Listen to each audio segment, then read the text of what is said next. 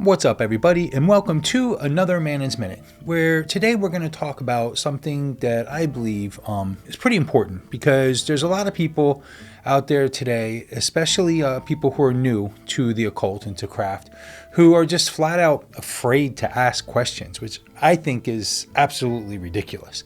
One of the biggest mistakes a person can make when studying any occult subject, especially Wicca and witchcraft, is being afraid to ask questions. And I get it. Nobody wants to look foolish. Nobody wants to be the person in the back of the room raising their hand every 5 minutes saying, wait, what does that mean? But let me tell you something right out of the gate. The person asking questions is usually the person who's actually paying attention. There's this weird thing that happens in occult circles where people sometimes act like they were born knowing all of this stuff. Like they came out of the womb holding an Athame in one hand and a book of shadows in the other. Come on now. Nobody starts there. Every witch, every Wiccan, every magician, every occultist, every priestess and priest, every elder and every teacher. Every person you admire had a time when they knew absolutely nothing. They had to learn what a circle was. They had to learn what the quarters were. They had to learn what energy feels like. They had to learn when to speak, when to be quiet, and when to stop touching things on someone else's altar. You get it. Asking questions is not a weakness. It's one of the first signs that your mind is awake. Now, I'm not saying every question has to be asked out loud the second it pops into your head. There's a time and a place for everything. If you're in the middle of ritual and someone is calling the mighty ones of the East, that is probably not the best time to say, hey, real quick, why are we facing this direction again? Hold that thought. Write it down for later. Ask after the rite is finished. Timing matters, but the question itself, that question is absolutely valuable. In Wicca and witchcraft, we deal with symbols, mysteries, rituals, gods, spirits, energy, tools, chants, movements, and things that are not always easy to explain in plain everyday language. Sometimes a thing has a surface meaning, and then another meaning underneath that, and then another one under that. That is part of the beauty of occult work. But it can also become confusing if nobody explains anything and everyone just stands around pretending that they already understand everything going on. And let's be honest, that happens a lot. People will nod their heads while having no clue what's going on because they don't want to look inexperienced. They hear words like polarity, invocation, consecration, grounding, lineage, initiation, and egregore, maybe like an astral or fetch or shadow work or a cone of power, and they just smile like, yep, totally, I know all about all those things. Meanwhile, inside their head, they're thinking, what in the name of the goddess is happening right now? Ask. Seriously, ask. Because here's the thing. If you don't ask, you may end up building your whole practice on a misunderstanding. And once that misunderstanding gets comfortable, it becomes harder to remove later on.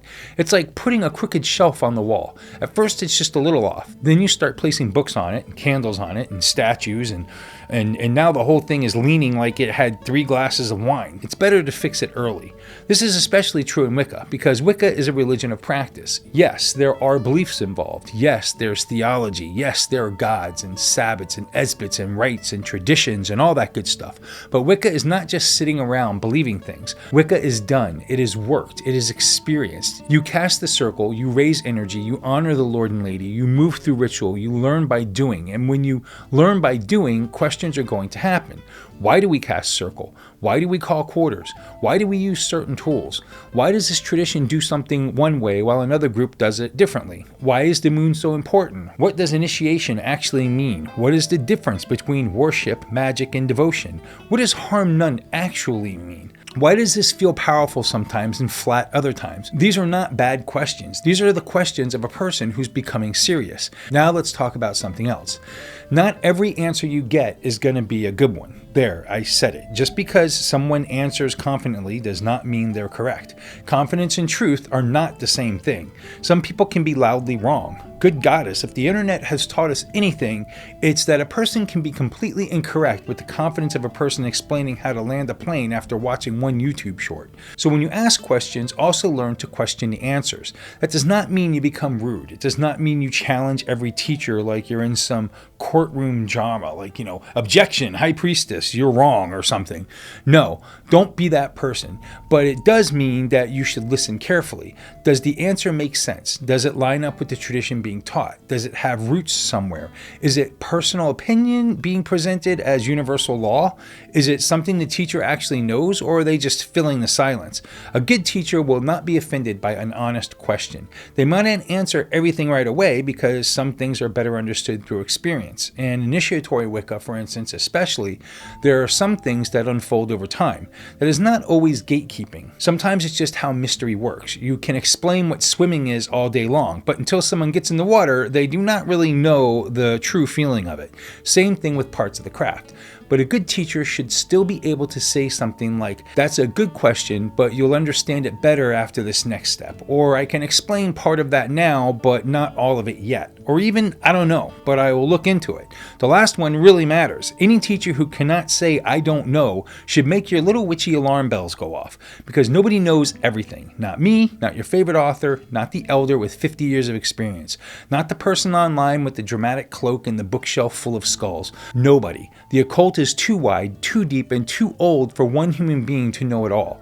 Wicca alone has layers. Witchcraft has even more. Then you start adding ceremonial magic, folk magic, astrology, divination, herbalism, spirit work, energy work, trance, mythology, history, theology, and all the related roads people wander down, and suddenly you realize that it's not a kiddie pool. This is an ocean, and some people are out here acting like they own the whole beach.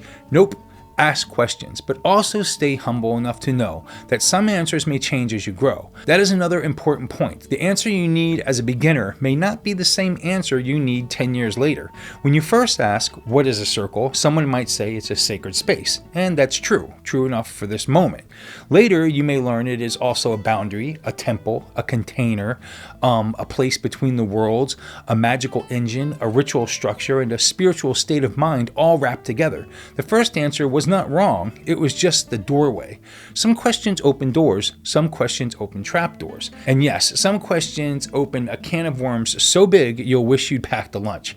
But that is part of the path. If you're studying the occult only to collect pretty words and aesthetic candle pictures, you might not need many questions. But if you're actually trying to understand this stuff, questions are part of the work. Real study requires curiosity. Real practice requires honesty. Real growth requires that uncomfortable little moment where you say, I don't understand this yet. And there is power in that, because the moment you admit you do not understand something, you create room to learn it. The problem is when pride gets in the way. Pride says, I should already know this. Pride says, if I ask, they'll think that I'm stupid or I'm not advanced. Pride says, I watched 3 videos and read half a book, so I'm basically an expert now. And pride, my friends, will have you walking straight into nonsense wearing a crown made of tinfoil. Don't let pride be your teacher. Let curiosity be your teacher. Let practice be your teacher. Let good elders, good books, and good rituals and good experience teach you. And yes, let mistakes teach you too, because they absolutely will. Sometimes the best question you'll ever ask is, why did that go wrong?